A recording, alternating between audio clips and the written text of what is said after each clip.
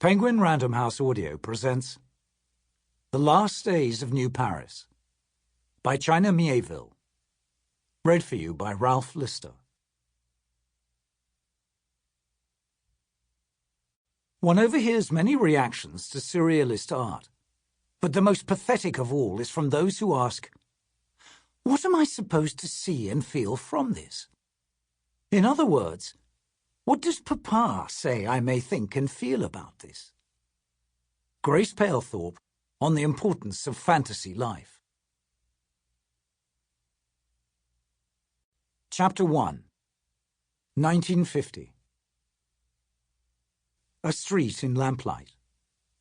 Beyond a wall of ripped-up city, the Nazis were shooting. Past the barricade and a line of tailors' mannequins assembled in a crude and motionless can-can, Thibault could see the khaki of scattering Wehrmacht men, grey dress uniforms, SS black, the blue of the Kriegsmarine, all lit up by the flares of weapons. Something sped along the Rue de Paradis, weaving in a howl of rubber between bodies and ruins, coming straight at the Germans. 2 women on a tandem? They came very fast on big wheels. The soldiers shot, reloaded, and ran because the rushing vehicle did not turn or fall under their onslaught. There was a whir of chains. Only one woman rode, Thibault made out. The other was a torso, jutted from the bicycle itself, its moving prow, a figurehead where handlebars should be. She was extruded from the metal.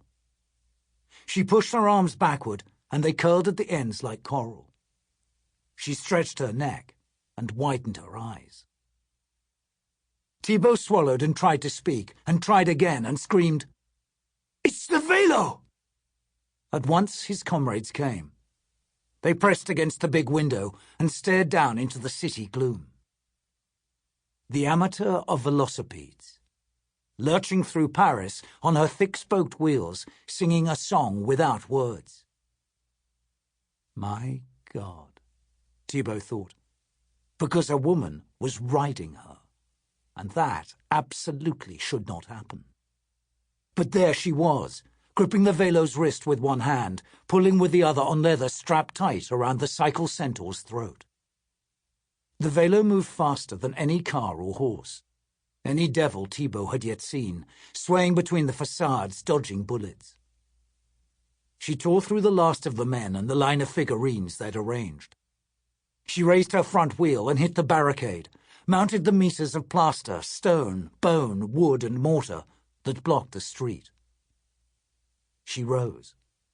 She hurled into the air above the soldiers, arced up, seeming to pause, falling at last through the invisible boundary between the 9th and 10th arrondissement. She landed hard on the surrealist side of the street.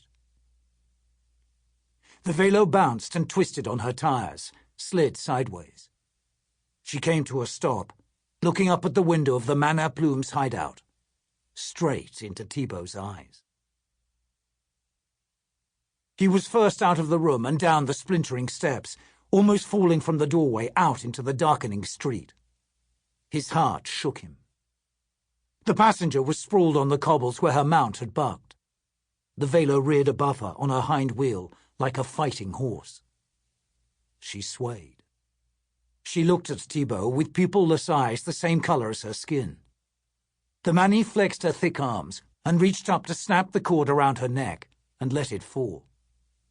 She rocked in the wind. Thibault's rifle dangled in his hands. At the edge of his vision he saw Elise lob a grenade over the barricade in case the Germans were regrouping. The explosion made the ground and the barrier tremble, but Thibault did not move. The Velo tipped forward, back onto both wheels. She accelerated toward him, but he made himself stay still. She bore down and her wheels were a burr. Adrenaline took him with the certainty of impact, until on a final instant too quick to see, she tilted and passed instead, so close to him that Thibault's clothes were tugged in the rush of her air. Tires singing, the cycle presence wove between the shattered buildings of the Cité des Trevises, into ruins and shadows, out of sight. Thibault at last exhaled. When he could control his shaking, he turned to the passenger. He went to where she lay. The woman was dying. She'd been hammered by the German fire the Velo had ignored. Some fleeting influence at that powerful intersection of streets meant all the holes in her flesh were dry and puckered. But blood spilled from her mouth, as if insisting on one outlet. She coughed and tried to speak. "Did you see?" Elise was shouting. Thibault knelt and put his hand on the fallen woman's forehead. The partisans gathered. "She was riding the Velo," Elise said. "What does that mean? How in hell did she control it?" "Not well," said Virginie. The passenger's dark dress was dirty and ripped. Her scarf spread out on the road and framed her face. She furrowed her brow as if thoughtful, as if considering a problem. She was not much older than Thibault, he thought. She looked at him with urgent eyes. It's, she said. "I think that's English," he said quietly. Cedric stepped forward and tried to murmur prayers, and Virginie shoved him sharply away. The dying woman took Thibault's hand. "Here," she whispered. "He came. Wolf gang." She gasped out little bursts. Thibault put his ear close to her mouth. "Gerhard," she said. "The doctor.